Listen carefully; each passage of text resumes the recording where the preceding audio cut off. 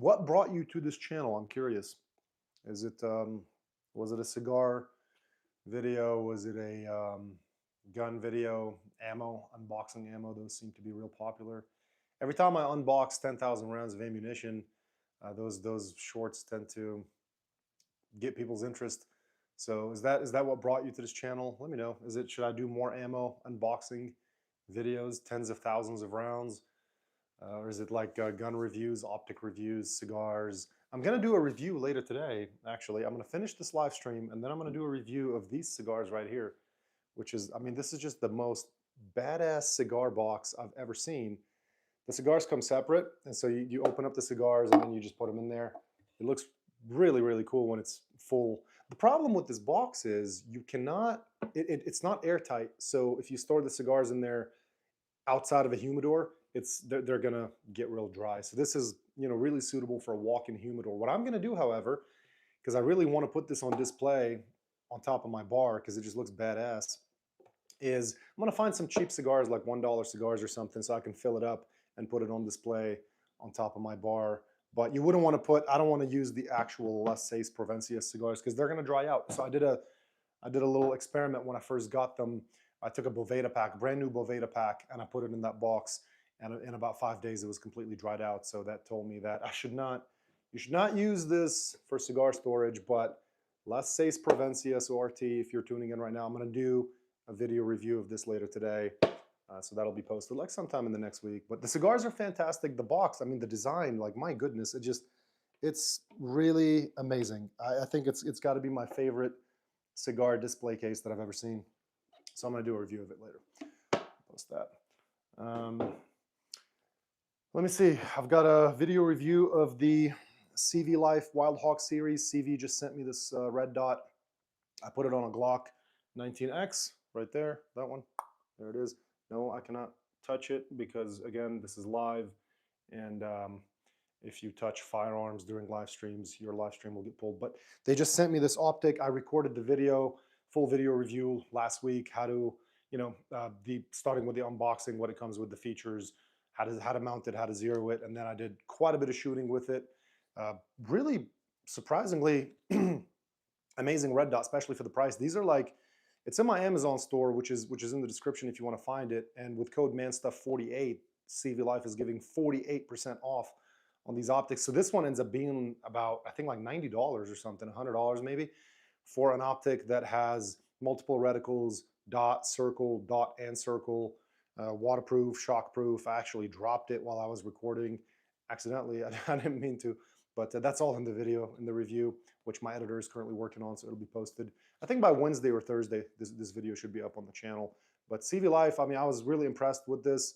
And again, if you use code MANSTUFF48, you can get 48% off these products. They come in red and green, and again, they're both in my Amazon store, link in the description.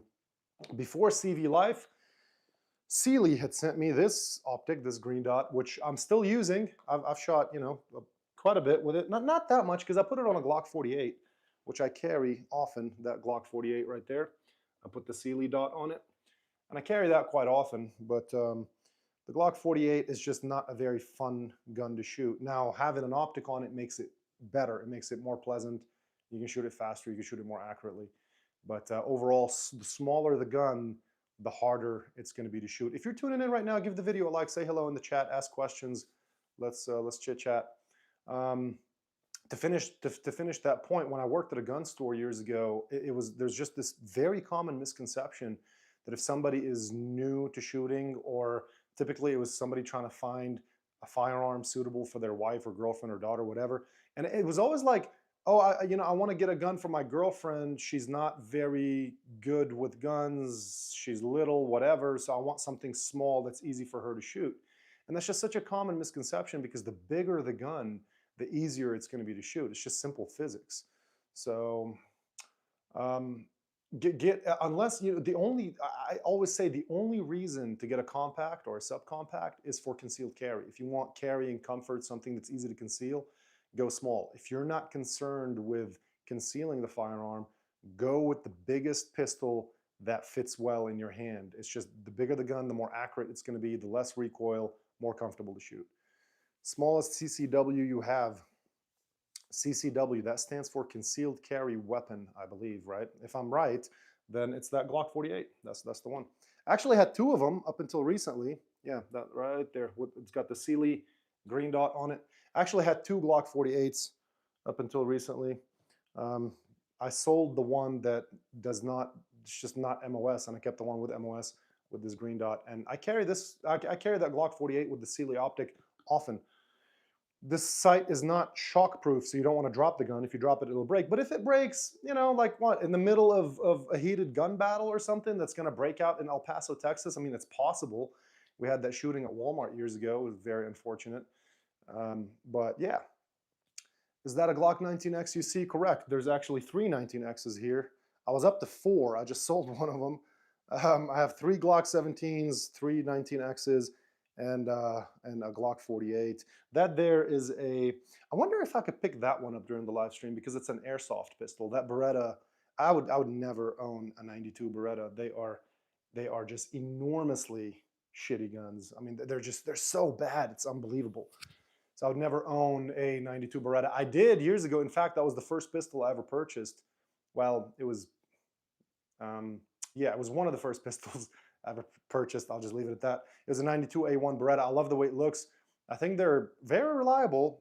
However, the trigger pull is a mile long and way too heavy, and it sucks. And the safety design is atrocious on the 92 Berettas. You do not want to have a 92 Beretta. I mean, the safety design is just so bad. What happened, what got me to finally trade it in was two things.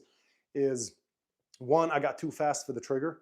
So at some point, you become a better shooter. You need a better gun to keep up with you, or it's going to slow you down, right? You put Mario Andretti in a Toyota Corolla, he can only go so fast.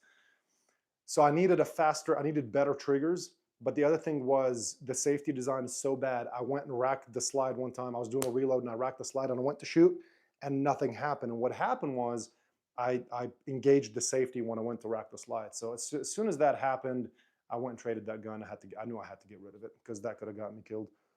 The least reliable pistol you ever owned? I've never owned anything unreliable because I don't buy junk.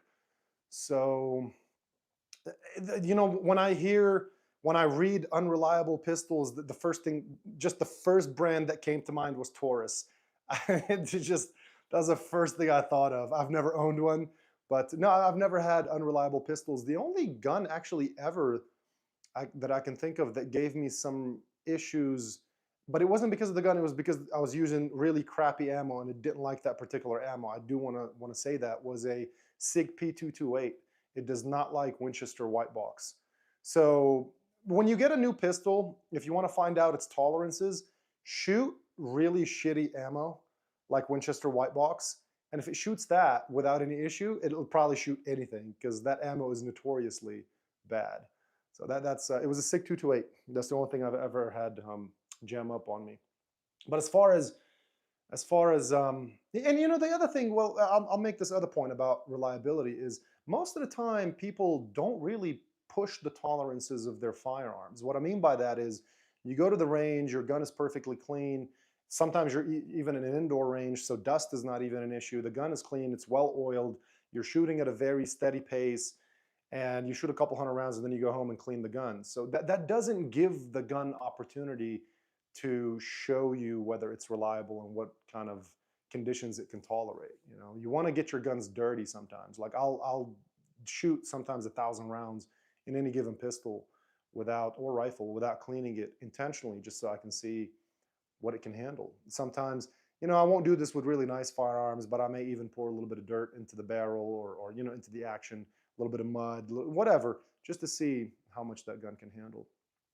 And you know, I mean, I've got Glocks. Those things are pretty much unjammable. It's like almost impossible to get a Glock to jam. Of course, it can happen, but it's almost impossible. My 1911s, yeah, I will say, I mean, my 1911s right here, these three, they're Wilson Combat, and these are $3,000 to $5,000 1911s, and so I treat them well. I don't really abuse my Wilson Combats, so I don't know how much torture they can truly take. Now, the one 1911 that I do abuse a little bit more is this ACP right here, because that's like the cheaper version. You know, that's my beater Wilson Combat. Those are like $3,000, I think. Those other ones are like 4,500. So I got the cheaper one just so I could. I know it's like three grand. It's still not cheap, but in comparison to the others, it is. So that's what I tend to abuse. I was making a point before I started answering this question. You guys probably noticed from if you ever tune into my live streams, you probably would diagnose me with ADD. And even though I don't believe in officially diagnosing attention deficit as a disorder, but yeah, I probably have something along those lines, you know. So yeah, I was making a point and I completely went off track. But anyway, I answered a question, so I guess that's all right. What was I gonna say? Mm, oh, YouTube sent me this thing. This is pretty cool. This is you know, I guess this is what you get when you're not at 100,000 subscribers yet, and they send you that silver plate. They just sent me one of these. I'm like, all right, cool. I'm gonna start using this when I'm recording videos. I just thought it was a neat little gift. But I'm closing in on, you know, I can't wait to have one of those YouTube award things up here or somewhere, I don't know, behind me when I'm recording. So I'm, you know, almost at 70,000 subscribers. If you want to help me get closer to 100, give this video a like so it can go around. Um, how many subscribers do you have? Right behind me. Not literally, I hope. No, you're not there. Okay. Frick Aura. What do you do? Tell me, what's your channel about? I can't check it out right now, but what do you do? So, and you know, I was thinking about, because my unboxing ammo shorts do so well. Like my top one right now, where I unboxed 10,000 rounds of 9mm, which was quite a bit of work, I must add. But that thing's over 30 million views, which is remarkable. So I've thought about, like, I have so much. I mean, I've got like all this Monarch over here. I think that's like 1,600 rounds or something. I can unbox that. I've got all this Blazer brass down there. You know, there's if I like, just I don't want to end up unboxing all my ammo and then it all ends up sitting in cans like down there. All those cans are just full of unboxed ammunition. Have I been doing jits lately? Taylor Morgan. I know that name. I know you, Taylor, don't I? Do we train together? No, I haven't done jits in a while. I was having some neck issues, you know, just tightness and lack of range of motion, and I decided I'm gonna step off the mat until I resolve all these problems. And I'm pretty close, so I might come back to jits soon. I started using the Iron Neck, which has been phenomenal. At first, I was skeptical, and I must say I still think it's just way too expensive. I mean, that thing is like, I don't know, 500 bucks or something. But it is very valuable. It's a very valuable tool. It's done wonders for my neck rehab and strengthening. If you do jujitsu or any sport for that matter, you need to focus on strengthening the two ends of the spine that are most commonly injured, which is the lumbar and the cervical spine. For some reason, those are the two often most neglected parts of the spine. People just avoid training their low backs and their necks because they don't want them to get hurt, but then they always get hurt. So if you do any kind of sport, especially contact sport, you need to have a super strong neck and a super strong low back. That'll help you a lot with injury prevention.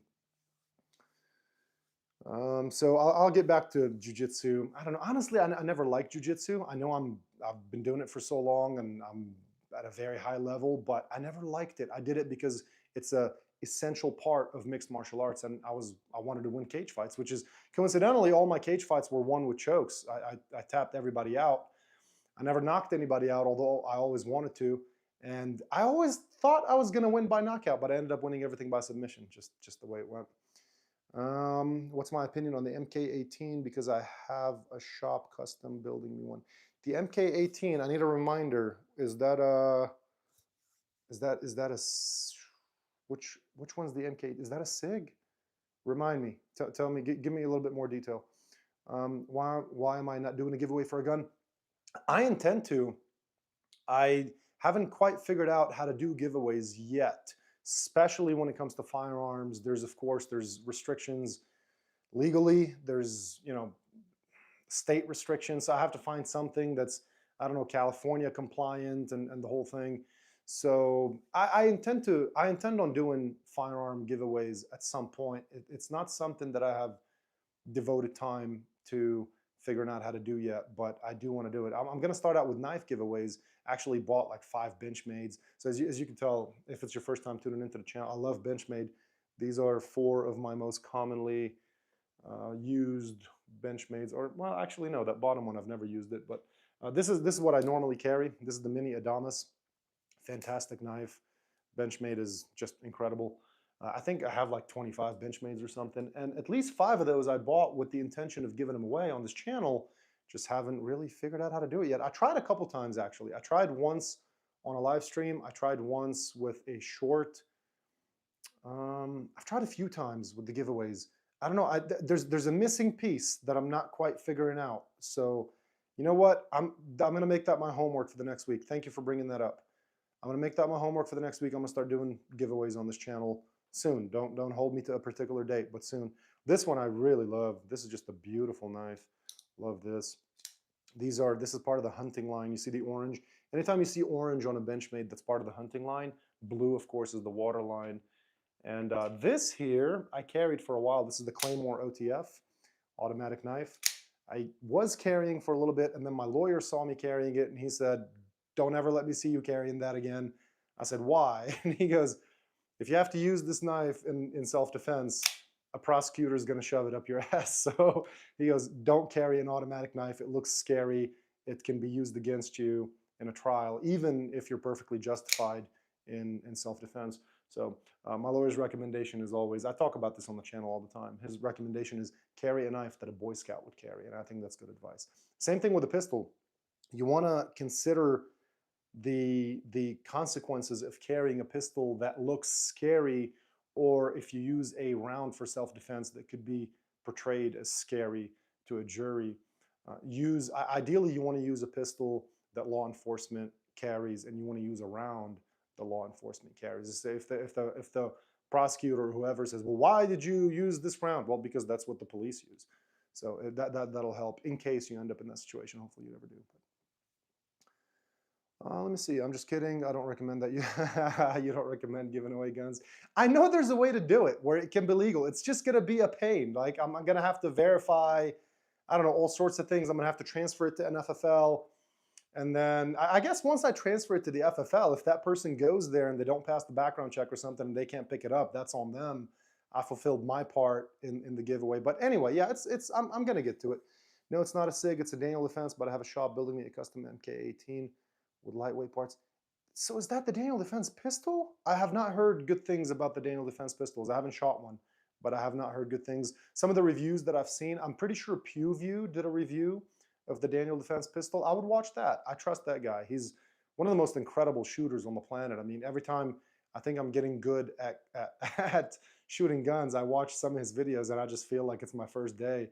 He's so damn good. If you haven't checked out the PewView channel, be sure to do so if you're interested in firearms, because he's incredible. It's a version of the AR-15. So I mean, Daniel Defense AR-15s, I recommend all day long. Like, look, I've got 3 pro models right there. This one is my most commonly used one, this gray one down here, Tornado Gray.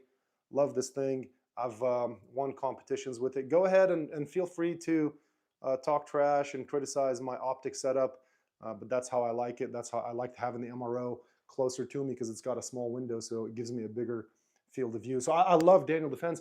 This Daniel Defense V11 was the first AR I ever purchased. And I mean, it's just incredible. I have, if you're thinking about buying a Daniel Defense, just go for it. They're amazing. I have a HK416. I don't. At one point, I had a 416-22 pistol, I think is what it was. So it's like the AK looking pistol. So it was about that big. I sold that many years ago. I don't remember.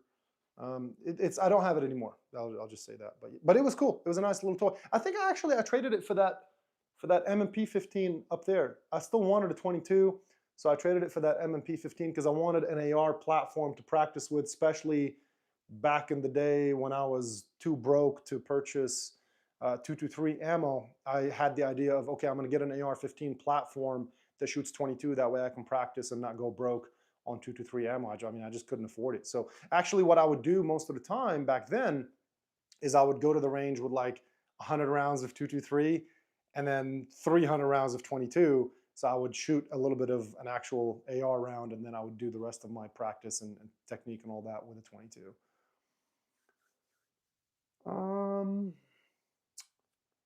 This is simply inaccurate. I'm a career prosecutor. I will never find value in that line of questioning, not to mention.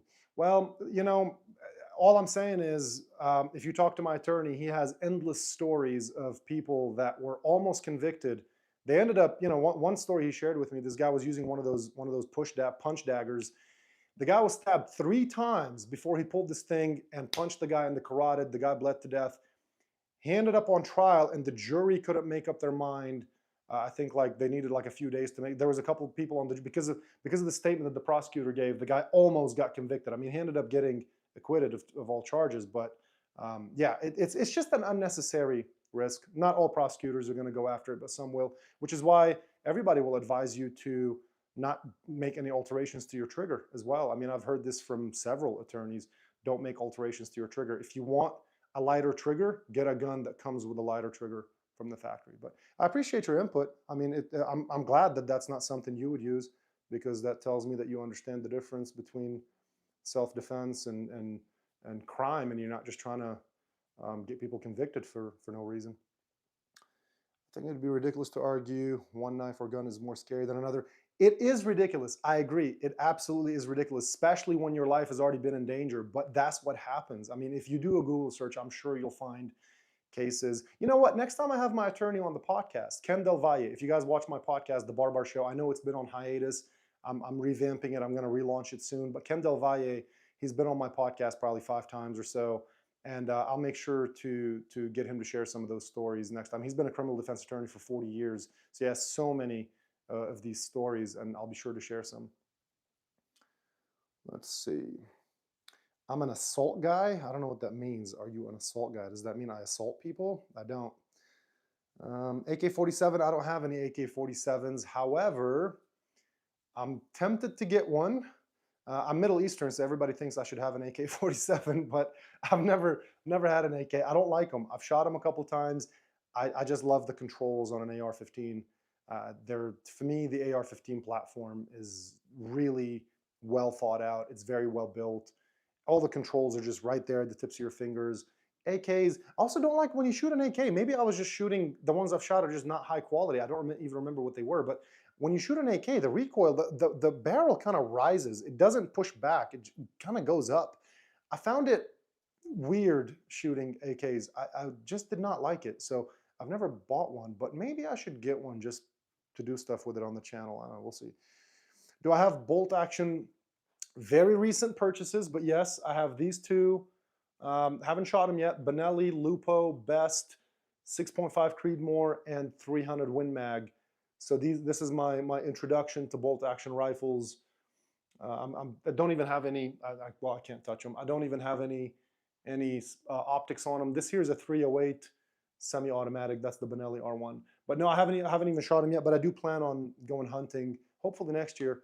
And so I wanted to have some bolt action rifles. So yeah, 2 Benellis.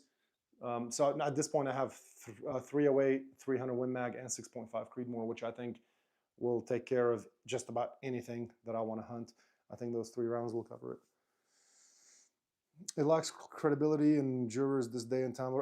I mean, hey, look, I'm not saying, I'm glad. I hope so. I hope that if somebody, to me, it's like if you're being attacked and you have to defend yourself, who cares how you defend yourself? Self-defense is self-defense.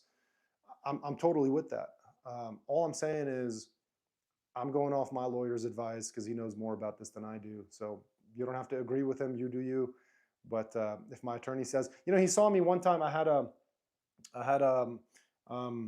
He came over to do a podcast actually, and I had some firearms on the table, and I had one of those 32 or 33 round Glock magazines, and he goes, "Get rid of that." And I was like, "Why?"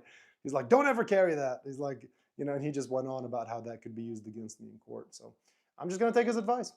I'm not saying, I agree with it, but it is what it is. Heard of a FK Burno? Shoots a 7.5 FK. Bloody hell, I have no idea what any of that. What the hell is a 7.5 FK round? No clue. Andrew Harris, thanks, man. What you expect, no offense, the AK-47 has a bigger round, of course, going to... Yeah, true. I mean, the AK-47 is more powerful, of course. It's a fantastic battle rifle. But all I'm saying is I did not enjoy shooting it as much as I enjoy shooting AR-15s, which is why I have ARs and I don't have an AK. But give me some recommendations for a high end, like really good. If you wanted someone to shoot an AK and love it, give me some recommendations. What brands should I look into? I'll get one. I'll get one. I'll do a review for the channel. But there you go. What is the perfect concealed carry? There's no. That's very personal. It's very subjective. It's like, what's the perfect woman? Well, it depends on depends on what you like. The perfect concealed carry, ideally, if I'm broadly speaking here, would be something that you can conceal comfortably, that is not gonna imprint. You want something low profile, and that's not gonna be pulling your pants down because it's so heavy. So, but that also has to do what kind of belt you use. So I use Magpul. Magpul makes these, what are they, like double lined or double whatever. They're heavy duty belts, and I have a brown one, a blue one, a black one, so I could wear it, with all outfits. Magpul makes some really good belts. You want a strong belt that can support the weight of the firearm you're carrying, but ideally something that is comfortable to carry is what I'll say. So I've been carrying a Glock 48 primarily for many years now. My first carry pistol was a SIG P228, but that was too thick. It was hard to conceal. I got rid of that, downsized to a Glock 19, carried that for a few years, and then the Glock 48 came out, and I went with the Glock 48. Let's see, Staccato CS is your concealed carry. That Staccato CS is a fantastic pistol. Love Staccato. P90, what? AR-10s are where it's at. I want an AR-10. I'm gonna get an AR-10 soon. Yeah, AR-10s are phenomenal tools. Yeah, they're AR-10s are good, are cool. CZ's Porter was a good AK clone. Had really good finish for an AK variety. I've seen some around. Not familiar. My knowledge on AKs is almost nothing. I mean, I know how to operate them. If I'm in the middle of a zombie apocalypse and I find an AK on the floor, I can pick it up and shoot it effectively. But I just don't know brands. I don't know anything about AKs really. Draco with a pistol brace on it with an AK flex trigger, and it's their version of the binary trigger. Huh, that sounds interesting. P90, what the hell is a P90? I don't know, PS90? XDS, yeah, Springfield XDS. I mean, that's a low profile option. If you like Springfield, that's kind of like in the same family as the Glock 48, I feel. 2011s are the way to go. I mean, 2011s are incredible. Yeah, I agree. 2011s are the way to go. I want a Nighthawk 2011, or what they call a double stack millimeter, but double stack 9mm. Thing is, I just went to the gun store that I would normally order my guns from, and they told me that there's a 1.5-year wait period on Nighthawk. And of course, for a Nighthawk double stack, you're looking at like about $7,000, 6, 7, depending on what you get.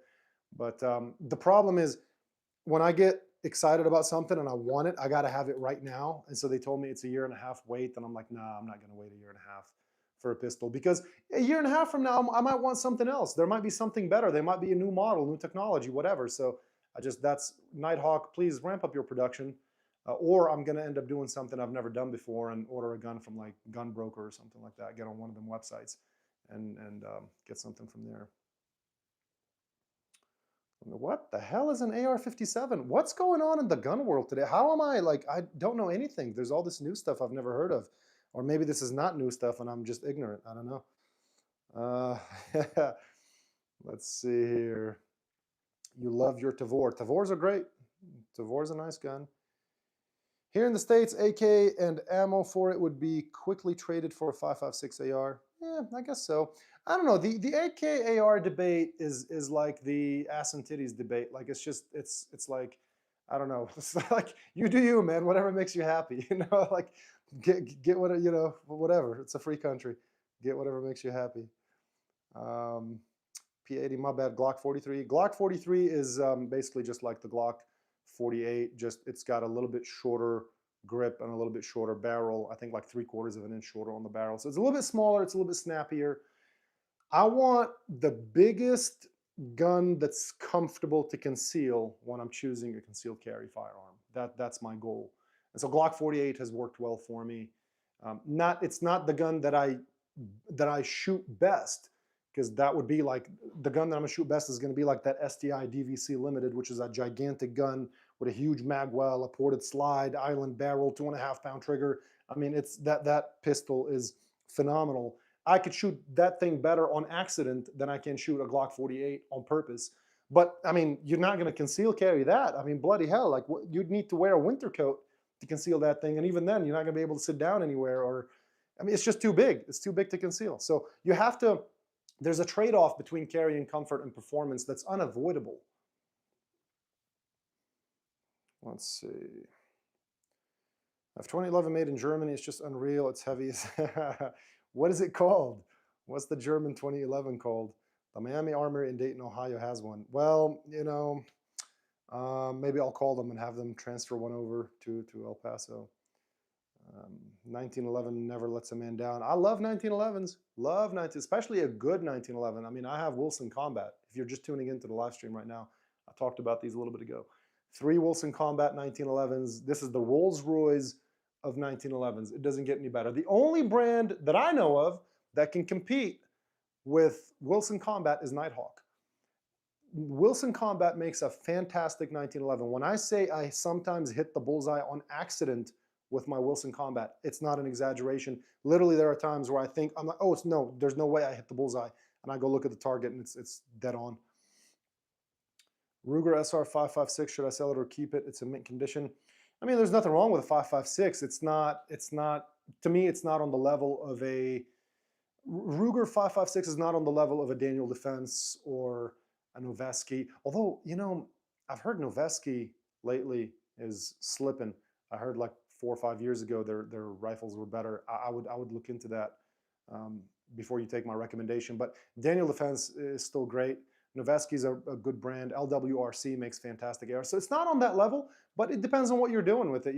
If that's a rifle that you go out to the range and have some fun with, and you shoot with friends or whatever, and that's it, and you're happy with its performance, then what the hell, keep it.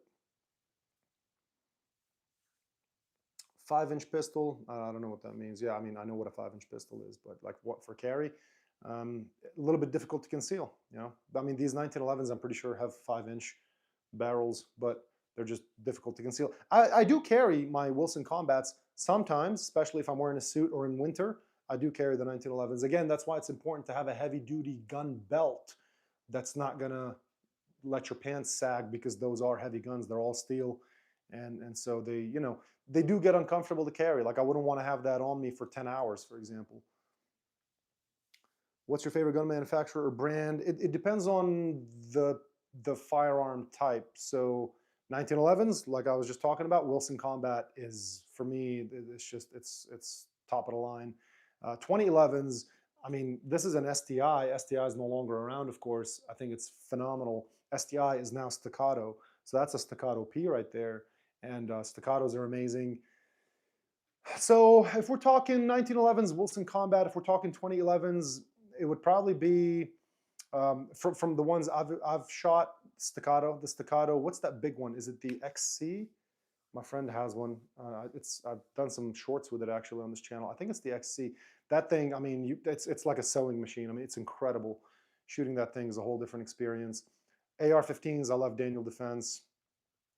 If you just want reliability at a good price, Glocks. Nothing fancy, nothing spectacular. The triggers could use a little bit of improvement, and you could improve the triggers for very little money these days. There's a lot of aftermarket stuff you could do that can improve your Glock trigger. Let's see what else we got here. Is a Glock 48 single or double? It's a single stack. I don't know if I have a magazine here somewhere, but it's a 10 round magazine, which is why the Sig Sauer Spectre has had my attention lately. It's basically the same price, it's almost very comparable in size to the Glock 48, but I think it holds 17 rounds, which is just mind-blowing. Like, I don't know how they fit 17 rounds into a gun that small. It's incredible. I know Sig Sauer, there's a lot of mixed feelings about the company at the moment. I haven't followed the story of whatever happened with that soldier. You guys know what I'm talking about. I don't want to get into it. If you don't, you can look up the story. But there was a very unfortunate incident that has to do with Sig Sauer, I think like in the last month or two. and I haven't kept up with it. There's too much sadness going on in the world. I don't need that right now. The AR-47 is an AR platform with a 5.7. Ooh, 5.7 by 28 upper. Wow. Ooh, okay. Interest peaked. I'm gonna look that up. So PS90, man, years ago, I bought like 5 or 6 PS90s and I never shot any of them, and I ended up selling them all to friends of mine because I was too broke to keep them. I preferred to take the profit. Made a little bit of money on them, so I sold them. But it's one of those things. Like, yeah, it would have been a bit of a it would have been a cool gun to keep, but yeah, I don't know. I mean, I love ARs. I love ARs. I mean, the Steyr AUG is a really cool platform as well. If you ever played Counter Strike back in the day, that was one of my favorite guns to use in Counter Strike. Of course, the real world is different, but the Steyr AUG is fantastic. The Tavor, I mean, all these guns are really good. The Scar, what is it? Who makes the Scar? The FN Scar, great rifle, but I like ARs. They work well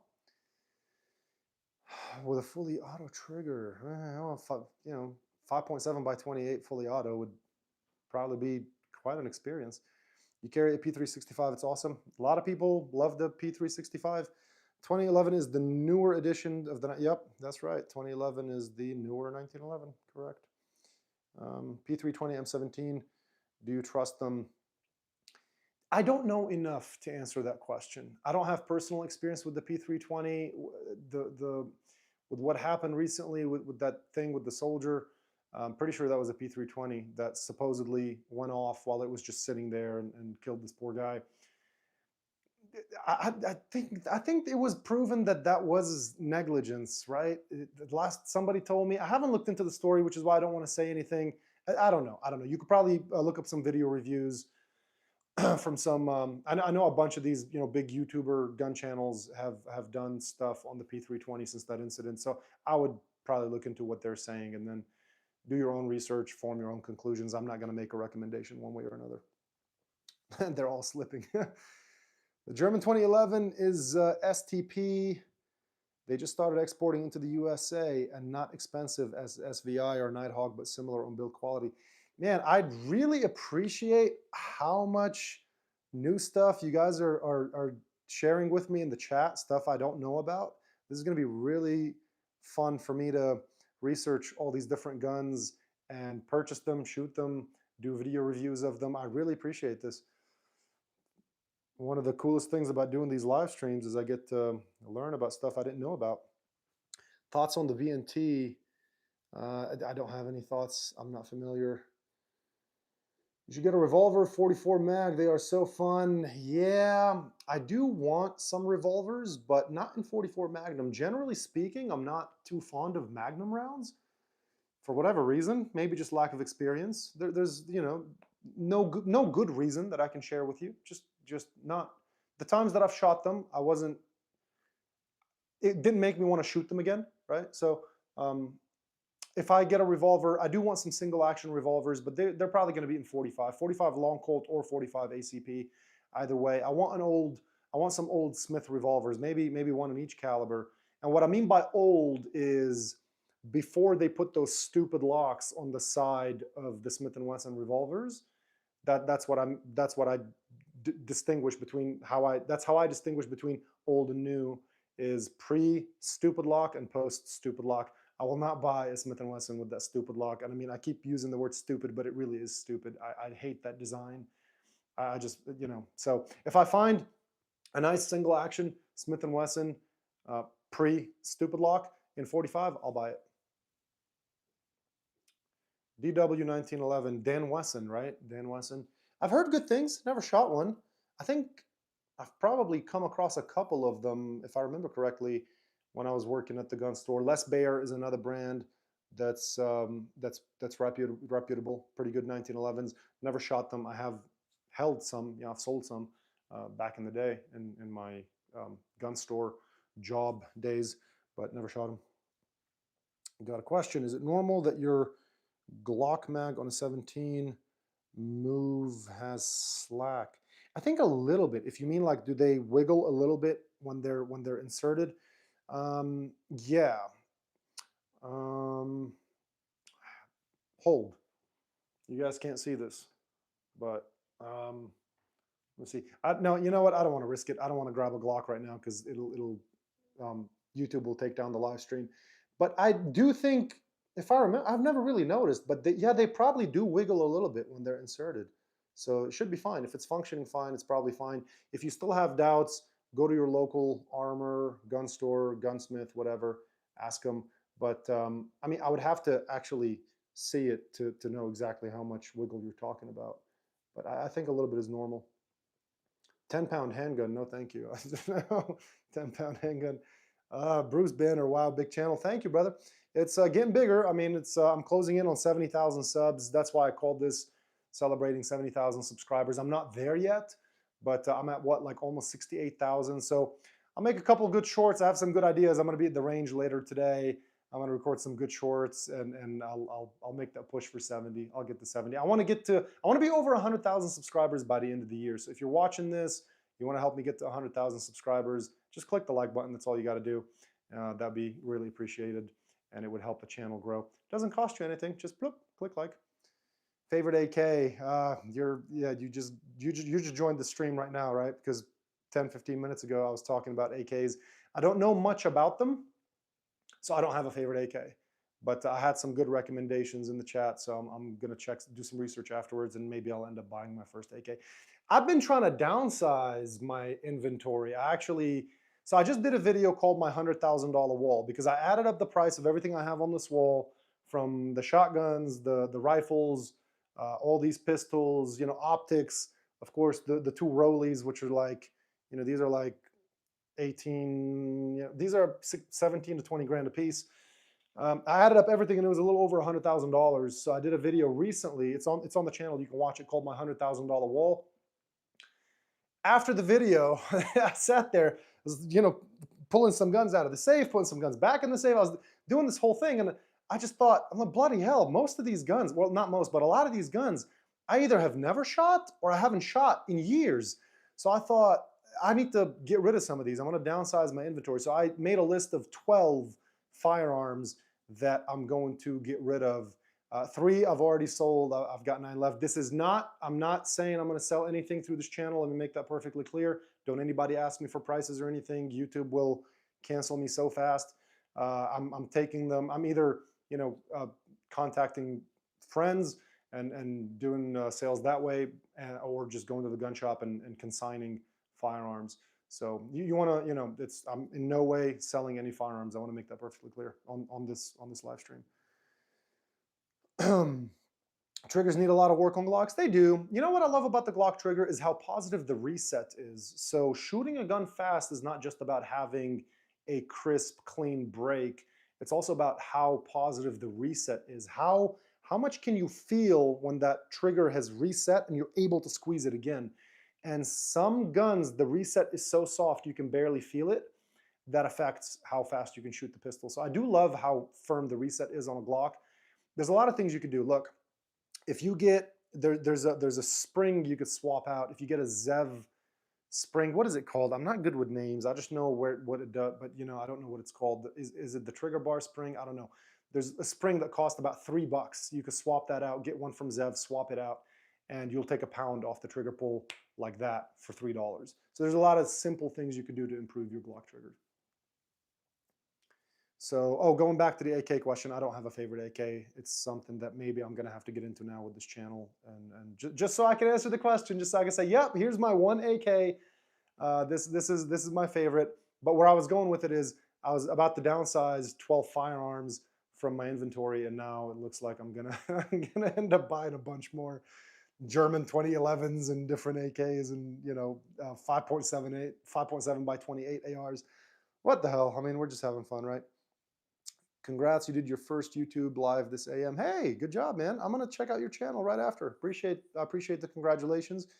And I love supporting other gun tubers. There aren't many of us. Although this channel is not meant to be strictly firearms. It's just that's what I'm leaning into right now, because that's how the channel began. And it's the bulk of my audience is for firearms content, but also have quite a bit of cigar content. Cigar, I've got various cigar reviews. Every time I go pick up a badass cigar, like recently, my favorite is the Plasencia Alma del Cielo. I just did a review of those cigars. They are the world's highest elevation cigars, completely Nicaraguan from the Plasencia farms. The binder, filler, and wrapper is all from the Plasencia farms. Phenomenal cigar. So I went and bought 2 more boxes of Plasencias. I did the review with the blue box, then I got the green one and the black one. I'm going to be reviewing those as well. So I want to eventually branch out also into watches, gentleman's attire, how to dress like a man, how to wear a suit. I want to help y'all step up your suit game because I think it's important. I know in my videos I'm always wearing Man Stuff t-shirts because of course I got to rep the brand. And you can buy these, by the way. If you go to jamilbarbar.com, you can order your t-shirts there if you live in the United States. But yeah, when I go out, I wear suits, man. You gotta look the part. I'm also, I have a corporate life. I work in sales, and it's first impressions. When I walk in to meet with a client, I am guaranteed the best dressed sales rep they're going to see all month, possibly all year. No contest. The soldier was charged with murder. Bloody hell! You're talking about the supposed 6-hour malfunction story? Oh man. Oh yeah. I hope. Oh man. Yeah. The world right now is just sad. I guess it's always been a little bit sad. We just didn't know it because we didn't have social media. Here's a shotgun I bet you'd love to shoot. It took me 17 years to find and get. 1855 revolver 10-gauge shotgun. Bloody hell, what is that? 1855 revolver 12 gauge. You know what I'm going to start doing with these live streams? I got to have a laptop nearby so I can look up the things that you guys are mentioning that I'm not familiar with. Start doing two gun competitions and so damn fun. Yeah, I love doing competitions. It's been years. It's very limited out here in El Paso. You got to travel. I just don't have, sadly, don't have the time to go out of town for competitions. I used to years ago travel all the time for jiu-jitsu competitions, primarily to Albuquerque and to Arizona. But it's just time, man, time. I've got several jobs. I do YouTube. I spin too many plates. So I wished we had better competitions out here. Steel Challenge, tactical games. Tactical games are of high interest for me. If you're not familiar, look into the tactical games. Looks like a lot of fun. I want to do it someday. Sarah said that I suck. Thank you, Sarah. Do I own a shop? No, I don't own a shop. No. He modified the spring on that gun. I don't know who modified what on what. Somebody modified something on something. Turkish replica also coming out soon. The Turkish clones just don't have a very good reputation. Whether it be the 2011, the Turkish one, its name is escaping me right now, but it doesn't have a very good reputation. What's it called? There's those Turkish shotguns, over-unders that came out years ago. Yildiz. I had a couple of friends that bought them, and they had some malfunctions, and it was really hard to fix those malfunctions because from what I remember, they didn't have a factory in the US. So you had to ship it to Turkey or something to get it fixed, which was basically impossible. There's some kind of issue with the safeties malfunctioning, and it was really hard to fix. Maybe they've resolved that since. I'm talking this is many years ago, but overall Turkish guns just don't have a good reputation. 44 mag for Alaska. You probably need a 44 mag if you live in Alaska. You guys got some real beasts out there. You got in El Paso, like what's the biggest predator out here? I guess we have some mountain lions. Could probably just bitch slap one of them and they'll leave you alone. Not really. What do you think of the new MCX Spear? Have you shot one yet? No, I have not. MCX is cool. I had an MCX years ago. Never shot it. I ended up trading it. Actually, I traded it for this Benelli M3 Law Enforcement Edition right there.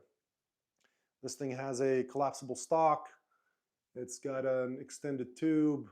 I've got a Holosun green dot on it. It's spectacular. Fantastic shotgun. If you're not familiar with the Benelli M3, those are semi-automatic, but they also have a pump action function, which is very helpful, needless to say, in case you're clearing a malfunction. Usually you don't have to clear a malfunction with a Benelli, but no gun is perfect. So I think the M3s are phenomenal, and the Law Enforcement Edition is really cool. I don't have an SKS. Nope, never shot one. Nope, no SKS. Hellcat versus SIG 365. I've never shot the Hellcat. I don't know, brown rice, white rice. You know what I mean? I don't know. Yeah, I don't have an opinion. They're probably, I'd say, while I hesitate to make a recommendation on something I'm not well informed about, I would say performance wise, from what I know, the two are very similar. So get whichever one fits your hand better and you're more comfortable shooting. Your kind of room, my kind of room too. These panels, by the way, this wall behind me, this is not a plug. These people don't pay me. I've never had communication with them or anything. But hold up displays is where I got these panels, and you could choose the length and width and whatever the configuration that you want, and you order them. They're not cheap, but they're worth it. I think this wall in its entirety ended up costing me probably somewhere around $2,000, something like that. What's going to get you is these these things, the mounting things for pistols and for rifles. That's what's going to end up getting you. That's what's expensive. You end up buying a bunch of them, and those are expensive. The panels themselves not too bad, but yeah, that stuff. I mean, how many of them did I buy? You know, tons. So those add up. But they have a really neat function on their website. It's like a digital wall design function where you can measure your wall, figure out exactly how big of a section you want. Then you can grab those mounts and place them on the wall the way you envision yourself doing it in real life, and it'll tell you exactly what you can fit on the wall. And it's a really nice website. The product is fantastic. I have nothing but good things to say about hold up displays.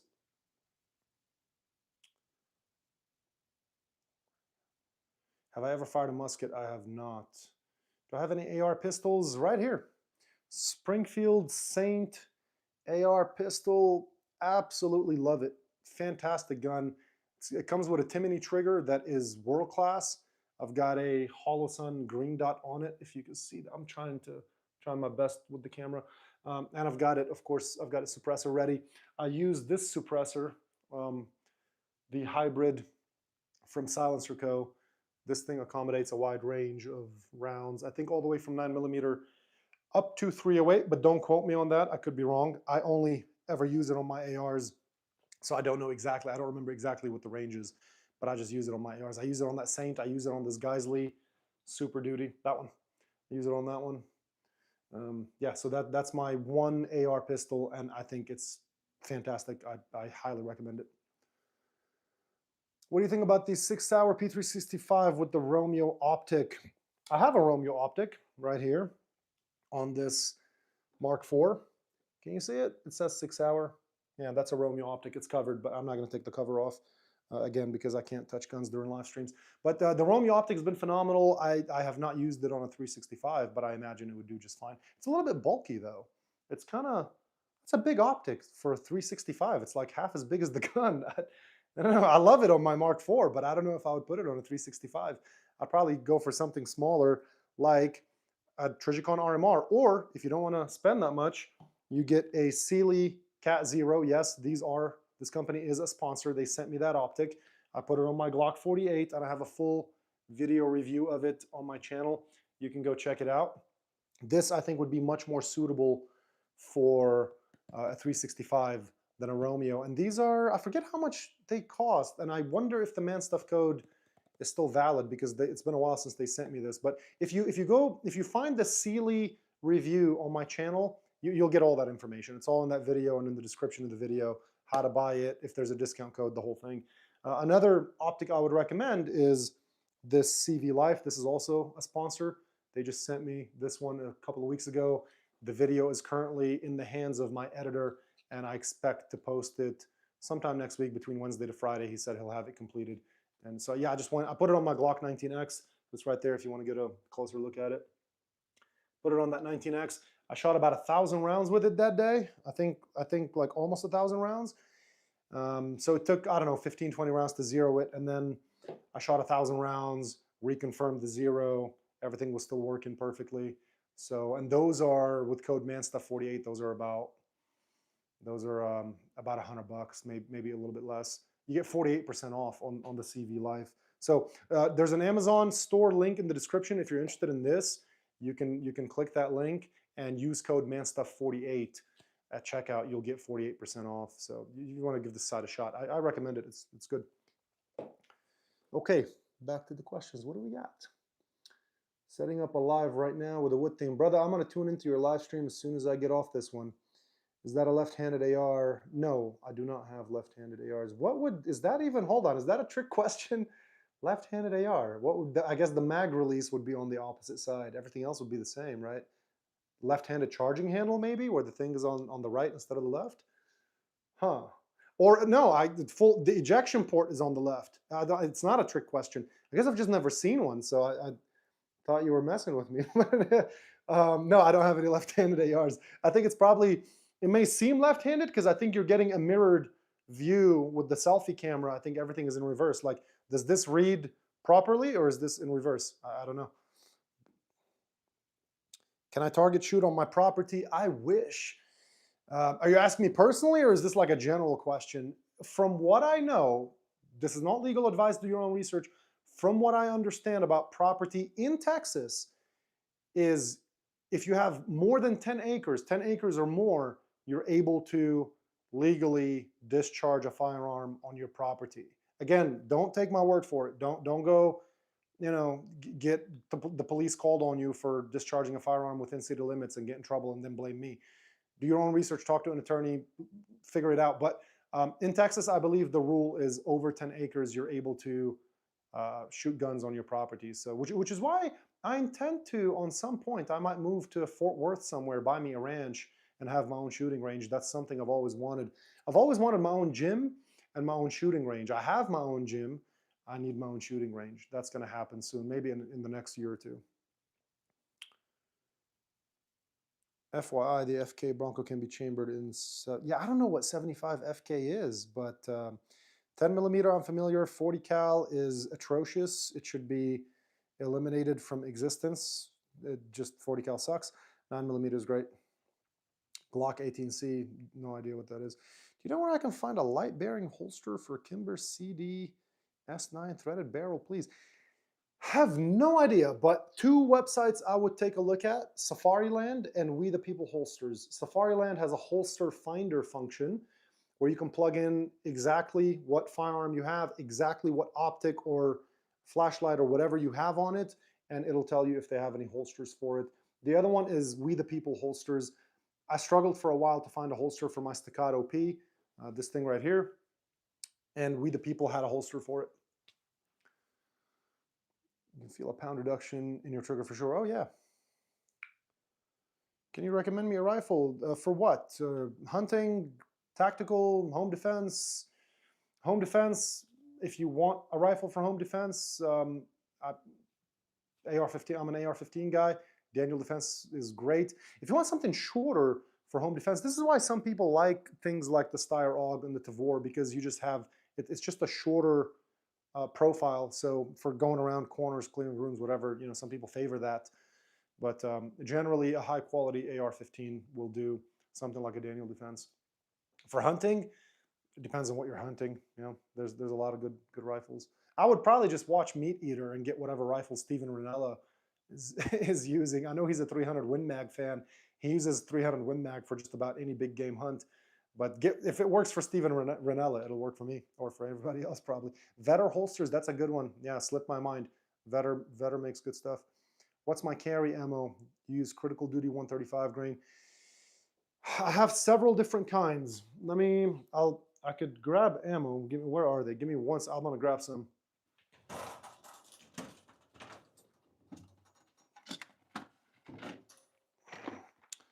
This American Gunner by Hornady, 9mm. These are good. These are nice rounds. I carry these. I have some hollow points by Spear. I think those are, what's the grain on those? I don't know. But these are good rounds. Hornady. I have some Hornady rounds with the gel center. You don't want to cheap out on self-defense ammo. That's all I'll say. Don't go to the store and find the cheapest hollow point. You don't want that. I mean, your life is worth an extra $10 or $15 or whatever it is for a quality box of ammo. So just get something. Hornady is great. I think you can't go wrong with Hornady. no matter what you get. Um, that's a blanket statement. Maybe they have like one thing that's known to be bad. Don't hold me to that. But generally speaking, Hornady is very good. G9 ammo for the win. I don't know what G9 ammo is. When you get a chance, look at that shotgun up. Oh, I absolutely will. Absolutely will.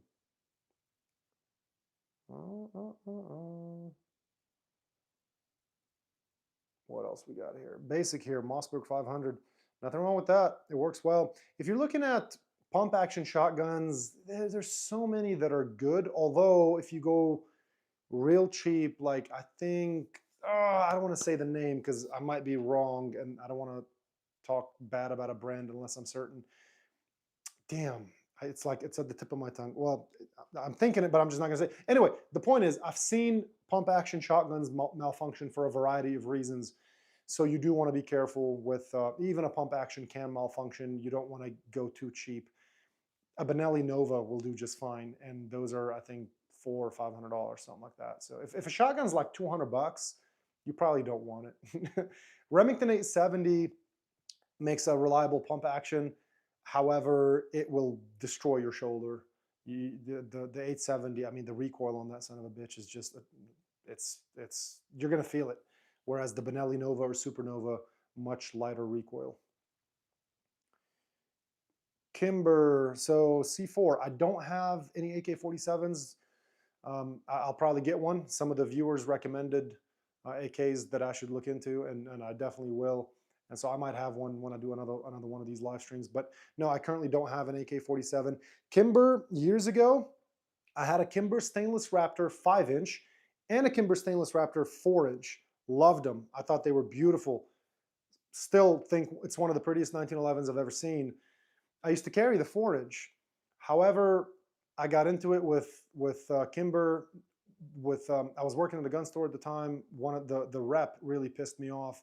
Their customer service was atrocious, so I ended up selling both of them, and I haven't looked back on Kimber since. Lately, Kimber with that new 2011, what is it, the PK11 or something like? What is it called? There's a Kimber just released the 2011, and I've seen some good reviews on that gun. So I'll be honest, I'm tempted to try it out again. But you don't just buy the gun; you buy the service of the manufacturer. You want a manufacturer that's responsive.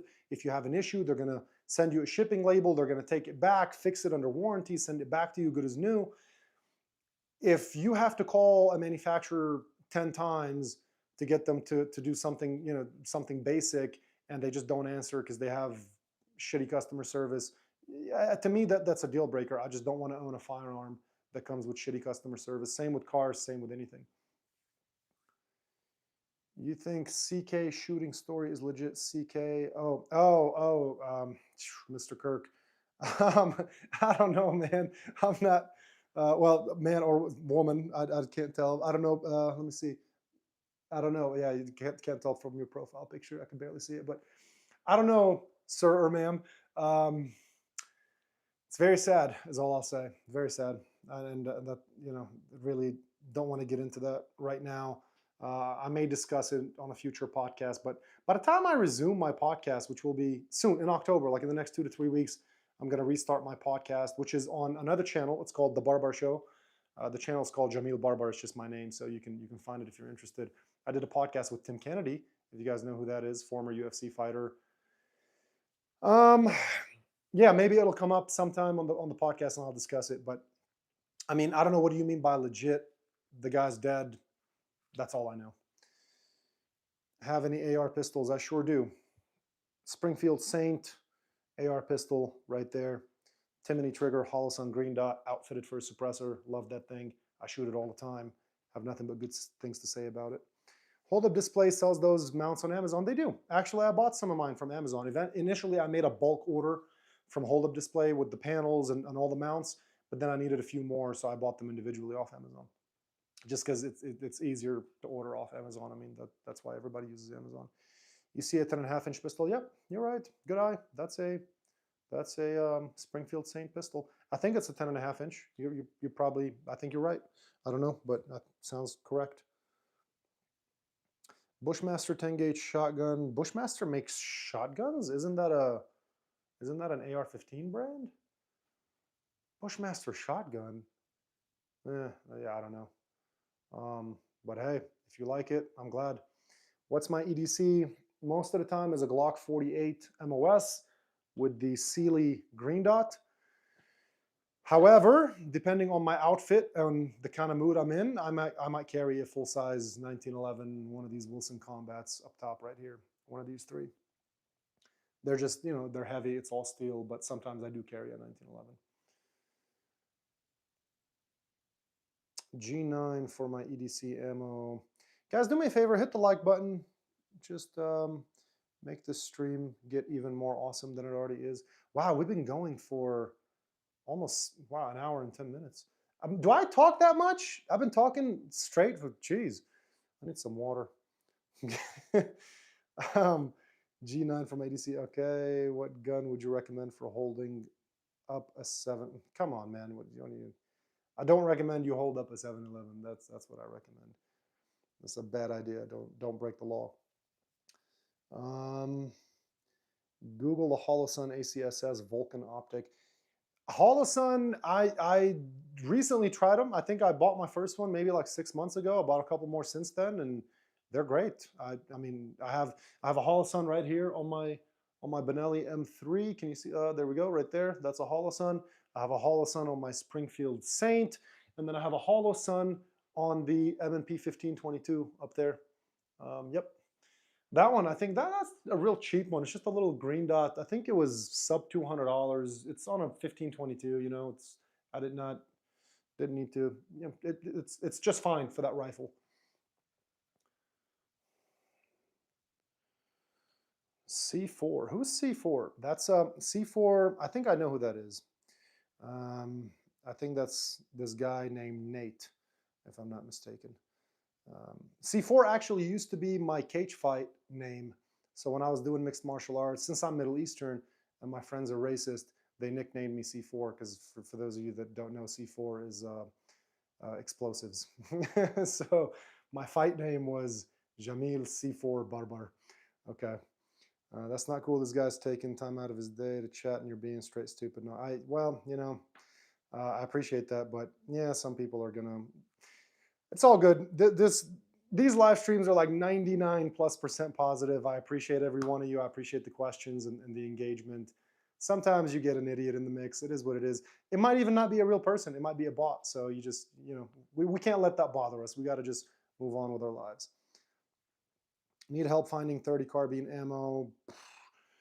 I generally order ammo from ammoman.com, but that's because I buy in bulk. And if I'm making a 10,000 round order, the simple fact that I don't have to carry that from the store to my house is really nice. So ammoman.com, if I'm ordering for bulk, do they have 30 carbine ammo? They probably do. I don't know. If you just want a little, like a box or two, then just go to your local gun shop or sporting goods store, Academy, Cabela's, whatever.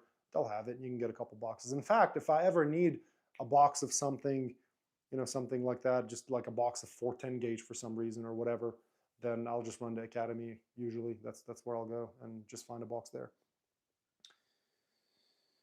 Would you, I don't even know what that means. Not even going to read it.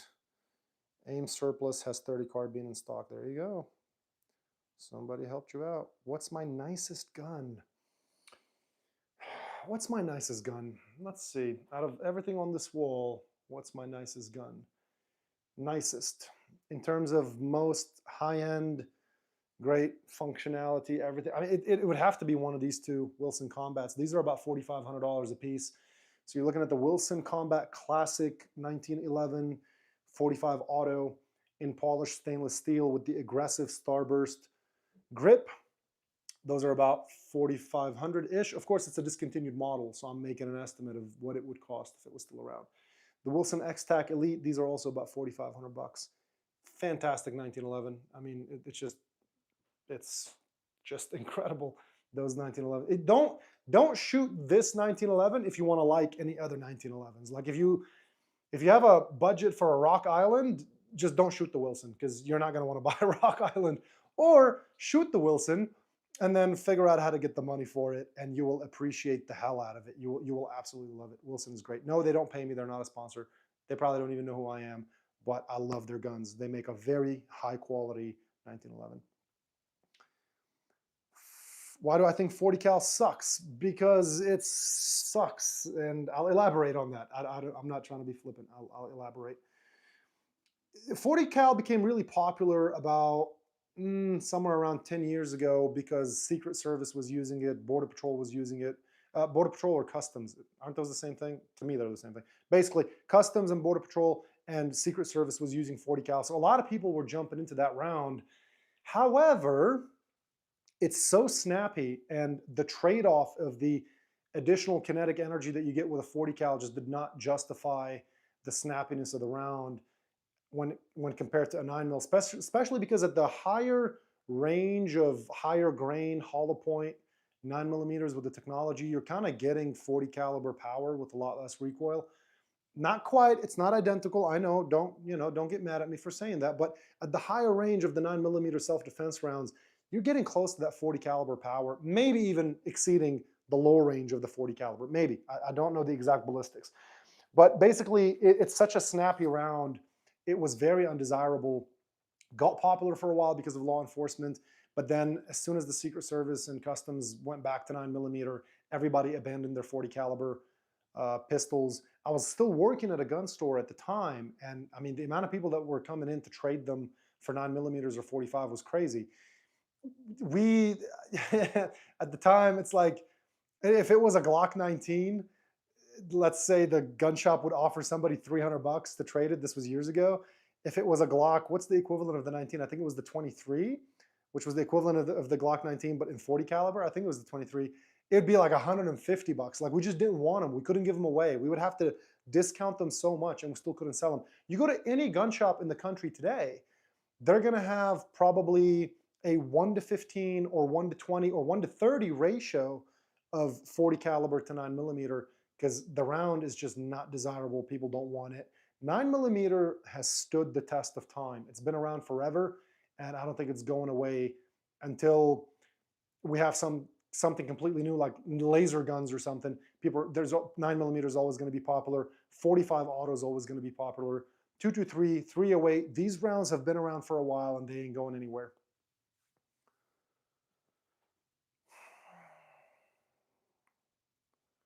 Whoa, I feel like, oh my goodness, we're going way back in the chat. Everyone's sleeping on TISAS. I actually have no clue what that is. Yet another thing on this chat that I'm not familiar with. Wow, my chat was like way up. I've got some catching up to do. Apologies if I missed your question. Of course, if you want to make sure I see your question, you can leave a super chat. Well, let me see here. Do I have any 1911s that aren't Wilsons? I don't. No, I have 3 1911s. They're all Wilson Combat. Again, when you shoot a Wilson, you just don't want to shoot anything else. I might get a Nighthawk someday, but honestly, if I get a Nighthawk, it's going to be a 2011. I don't think I'll bother with getting a 1911 because they just don't perform better than a Wilson. They may be equally good. I think, Wilson and 1911, Wilson and Nighthawk, I've heard people say Lamborghini, Ferrari, they're up there, but the Wilson is so amazing. If I get a Nighthawk, it's going to be a 2011, which I might get one Wilson. Military men hate the 40 cal. It's as bad as the wrist breaker 50 way over it. Yeah, 40 cal just sucks, man. No, really, nobody likes it. Marshals were carrying 40 cal for a while too. I don't know. I'm pretty sure they're not anymore, but the U.S. Marshals were also carrying a 40. And I got my ass kicked in a competition one time by a marshal who was shooting a 40 cal, and that really made me mad because I'm like, man, he's so much better than me that he beat me with a 40 cal. that's how much better he was. I was like, son of a, like, I should win. I'm shooting a better round, but he was just a better shooter, so he won. Oh, TISAS or Turkish Firearms. That's probably why I haven't heard of them. Yeah, I'm not from the general consensus and opinions that I've seen online on Turkish Firearms, they're just not performing very well. Give them some time. Maybe they'll up their game and they'll get better. But right now, I would not buy a Turkish firearm. 20 millimeter sniper, yo. No, they went back to the 9 mil. Yeah, I figured they did. I think all law enforcement got away from the 40 cal. You like 40 cal and it's your daily carry, by all means, brother, do your thing, man. If it works for you, if you shoot it well and you're confident in that round, then I'm not going to tell you not to. Do your thing. Some people carry 380 and they get criticized for carrying a low power round. But if that's what you want to carry, then I'm not going to tell you not to. 50 BMG versus 416. I don't know. I just don't know. Canik does very well. I've heard good things about Canik. Let me see. What have I missed here? Let me scroll through the chat real quick. I'm going to wrap up soon. I've been going for almost an hour and a half. So I'm going to wrap up in a little bit. But seems like I'm sensitive to recoil. You shouldn't go for a 12 gauge in any form.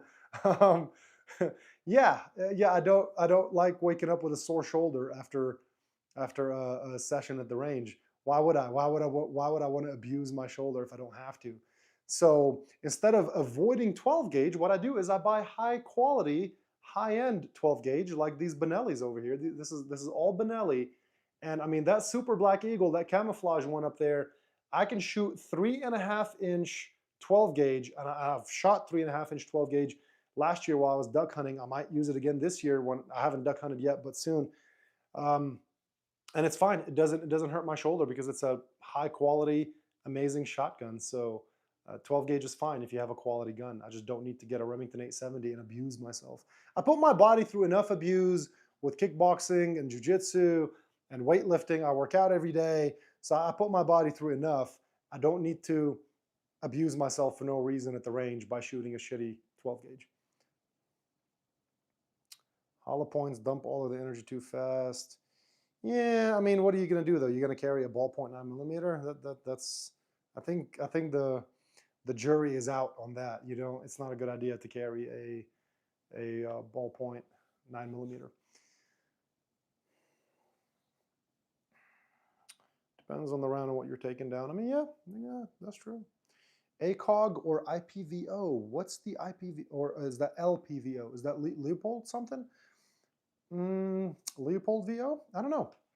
I have an ACOG right here, and I can tell you it's fantastic. Nothing but good things to say about it. Yeah, I love ACOG. I don't know what the other one is, but ACOG is great. Shooting 12mm after favorite gun in collection. They're all good at different things. So it just depends. I mean, 1911, I love the Wilsons. 2011, that STI is incredible. This STI DVC Limited, incredible. Phenomenal pistol. AR-15s, the Daniel Defense Pro, I'd go with that one. Shotguns, I mean, what are we talking? We're talking over-unders, hunting. I have a couple of Benelli over-unders right there, a 12 gauge and a 20 gauge, the 828U. But I also have a Beretta Silver Pigeon. I don't think it's on the wall right now. No, it's not up here.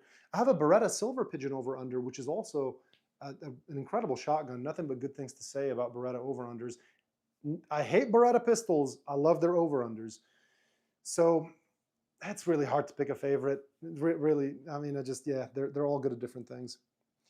You shot your first deer with a 243. Congratulations. I cannot say that I have ever hunted, that I have got my first deer yet, but I really want to. So hopefully I'll be able to get one this coming year. OR, red dot on AR. ACOG or red dot on an AR. Again, it depends. So on that Geissele, I like having the magnification because I will shoot it out a little bit further. But I also have 45-degree rapid transitioning iron sights on there. So I have my ACOG zeroed at 100, and I've got my iron sights zeroed at 25. So if I'm running a course, I can switch between magnified and iron sights just like that. All you got to do is just turn it a little bit, and you have those 45-degree rapid transition sights right there. On this Daniel Defense, for instance, I just have a red dot, just the Trijicon MRO, because that gun I mostly use for running and gunning. It was my 3-gun competition rifle. I haven't competed in a while, but that's what I initially got it for. And so I don't think I've ever shot that thing more than 50 yards. I believe I have a 25-yard zero actually on that one. So 25 to 50 yards, I'm good with the red dot. I don't need magnification. it all comes down to what you're gonna do with it. Any tracer rounds? I think so. I think so. Um, I don't know for sure. I have some rounds that I suspect are tracer rounds. They're really old. I think they're World War II era.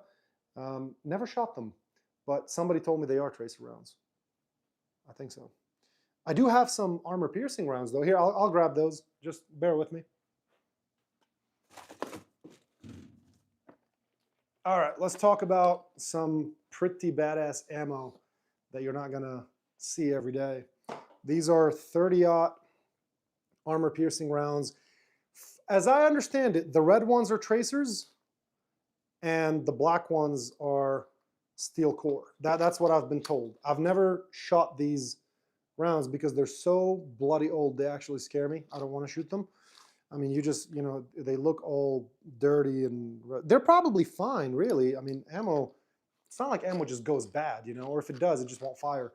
But these are so old. What I have done, what I'm gonna do is pull these bullets and reload them into 308 rounds.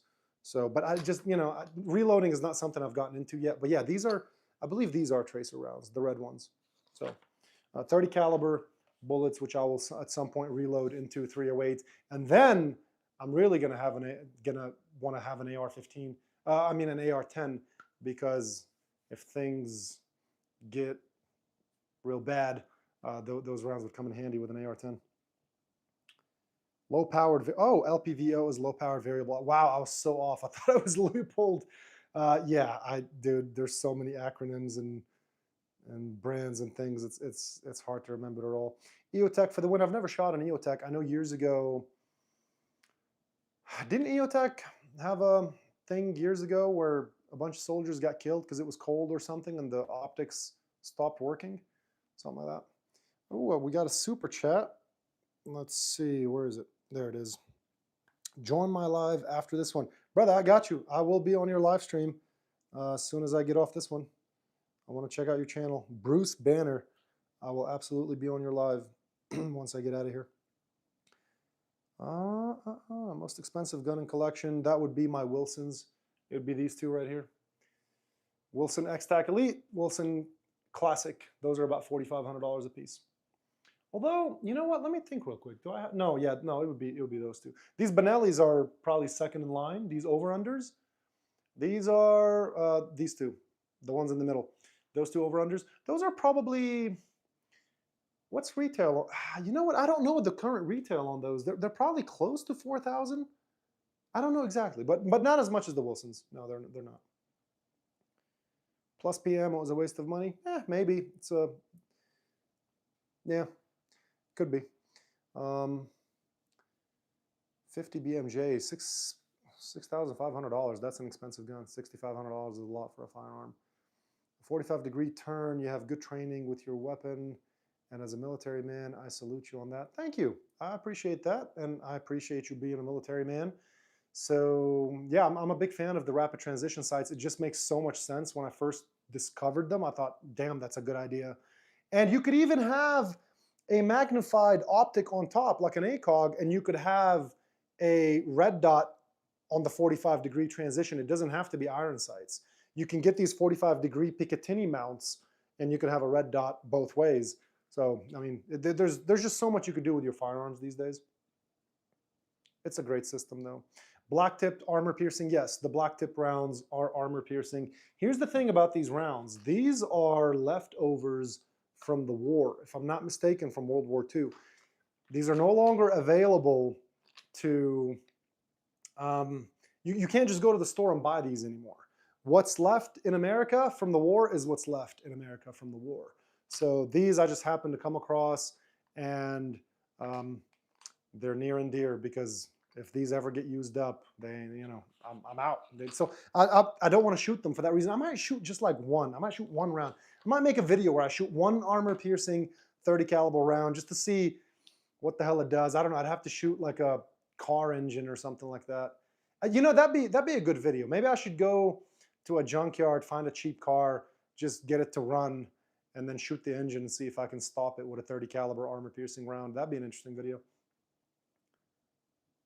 What state am I in? I am in Texas, the great state of Texas. The largest state in the contiguous 48 and the second most populous. Don't mess with Texas. I'm in El Paso, actually, so I'm in Mexico. I'm not in Texas. Yeah. Red are tracers, black are armor piercing. Yeah, I think so. They're over 10 years old. Need to have them reloaded. Yeah, I agree. Yeah, I'm not going to shoot those rounds unless I reload them. I'm with you. So these are old. They're for sure more than 10 years old. I came across a large stash of ammunition some years ago, about 7 or 8 years ago, that was older than me. I'm 33. A lot of the rounds in that stash are older than I am, or were, because I've shot a bunch of them. Actually, a lot of the 9mm 380, there's some 12 gauge ammo that's decades old, and I've shot most of it, and it's worked fine. And that's another thing about El Paso. Let me mention that real quick. The climate is so dry here that anytime I do these shorts where I'm unboxing 1,000 rounds of ammo or 10,000 rounds of ammo, like I did, my most popular short, over 30 million views now, I unboxed 10,000 rounds of 9mm and I put them in this giant can. And there's, probably 10,000 comments of people criticizing, saying, well, where are the silica packs? What about humidity? What about moisture? There is no bloody humidity or moisture in El Paso. It's so dry here. I've shot ammo that was stored in a garage, just in a box in a garage for decades, and I took it out and I shot it and it all worked just fine. The climate is incredibly dry, so I don't concern myself with humidity in El Paso. Now, if I lived in Houston, well, shit, I would have a lot of measures to combat humidity, but here it's just not a concern. So I know people always lose their mind. Like also the video I did where I unboxed 10,000 rounds of 223, well, it's a short, not a video. I have a short where I unboxed 10,000 rounds of 223 and I filled this huge wooden crate, and it was the same response. Where are the dehumidification packs? And the answer is you just don't need them. Also, I'm not going to have the ammo long enough to concern myself with the humidity. 10,000 rounds of 9mm, I'm going to shoot that in the next, whatever, year and a half, 6 months. I mean, I don't know. It depends on how much content I do on the channel, how much time I have to go to the range. But it's not unusual for me to go to the range and use up close to 1,000 rounds or about 1,000 rounds in a session. I did that last Sunday when I was reviewing this optic. I shot 1,000 rounds just to see how the optic does. That video will be posted in the next week, so stay tuned. CV Life. But yeah, I shot 1,000 rounds in one session at the range, so I don't have to concern myself with humidity and long-term storage. Best gun laws in the USA is Arkansas. Man, I've been wanting to go to Arkansas forever. I really do. I've heard nothing but good things. I've never been there, but I'm very curious to go check out Arkansas. And I'd like to get out there sometime soon. I probably would move there if you guys didn't have state income tax, but I have an allergy to taxes, and the federal income tax is bad enough. So then to move to Arkansas and give up another 6% of my income to the state, well, that just sounds disgusting. However, in Texas, property taxes are brutal, especially in El Paso County. I pay about $1,000 a month in property taxes. It sucks no matter how you look at it, but hey, to me that's better than paying the stupid income tax. Is this my room? This is my room. Yes, this is my my gun wall. This is my gun room, or whatever you want, whatever. Yeah, there you go. Of course, got some Pokemon over there, because who doesn't love Pokemon, right? That's just a childhood thing. Which of these Pokemon, let's do a poll. If I knew how to put out a poll on this live stream, I would. If these 4 Pokemon battled, who would win? Definitely not Pikachu. I don't care what Pikachu's not going to beat Dragonite. He's just not. So I know, Pikachu was supposed to be like super badass, but no, Pikachu's just not going to beat Dragonite. No way. Proper ammo storage is pretty much common sense. Yeah, and it depends on where you live. Like I said, in El Paso, humidity, don't have to concern myself with it. If you lived in Miami, humidity is a problem. You have to, humidity is one of those things. It's good for cigars, it's bad for guns. And a lack of humidity is good for guns, bad for cigars. So for cigars, for instance, I'll be reviewing these later today. For cigars, I take a lot of measures with humidity. I mean, my humidor, I've got Boveda packs in there. I've got humidifiers. I keep it always at a minimum 70% humidity, because your cigars will dry up so fast in El Paso. You don't want that. Ooh, you have a ton of older World War II ammo. Man, that is amazing. Hang on to it. Hang on to it. It's probably worth a lot of money too. So yeah, that's it's not. I'm not a collector. Everything that I have, I use. I don't get stuff to collect. It's just something like this is so special, and you cannot get it. So that's something I would collect. I don't like to use that word, but yeah, that's something amazing. RC Cleto, Trump or Melhor Brazil? I have no idea what that means. Try getting cold rounds from Canada. My 50 BMG, I get all my ammo from Canada for going overseas on a tour. You can purchase ammo directly from Canada? I have no idea. They have ammo in Canada? That's news to me. I thought they just had Canadian bacon. Hot Springs here, Hot Springs, Arkansas, I assume. Yeah, a buddy of mine's got a place there, so we're supposed to get out there sometime soon. I'm gonna go check out Arkansas for sure. If not this fall, then in the spring, for sure. I'm gonna get out there. Yeah. Juan Incense C4, I have a question about weapons. Is there a way to get automatic kit upgrade? And yeah, like when we start talking about autos on YouTube, I have to avoid those questions because of YouTube rules. It's frowned upon. It could get my channel in trouble. Google it, or do a YouTube search. Maybe there's a channel that has some information on that. I'm not someone that really is qualified to speak on it. You're in Ohio. Ohio's cool, man. I've been to Columbus. Columbus is great. Great food in Columbus. I went to West Side Barbell years ago, if you're familiar. That gym is the strongest gym in the world. Used to be anyway. I don't know about now. Since Louis Simmons died, I don't know how they're doing. Hello from the Philippines. Beautiful country you got. What's my favorite pistol caliber? There's two of them, 9mm and 45 auto. I absolutely think I would love Arkansas. Yes, I'm going to go check it out soon.